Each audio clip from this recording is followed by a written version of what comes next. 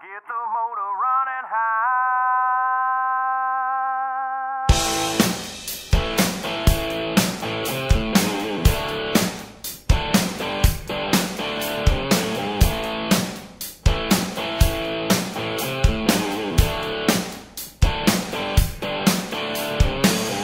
Second row, third desk.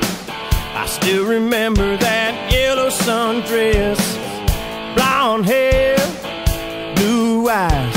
Every time I looked at her, my tongue was tied. I was down home, she was uptown. A girl like that don't want a redneck around. Teacher's pet, cheerleader. How's a country boy like me supposed to meet her? One Friday night I was sitting down a red light.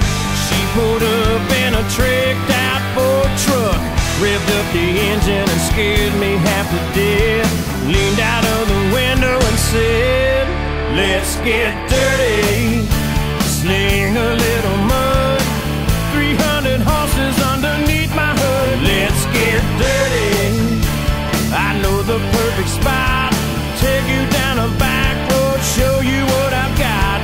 Get the motor running high, let's get dirty.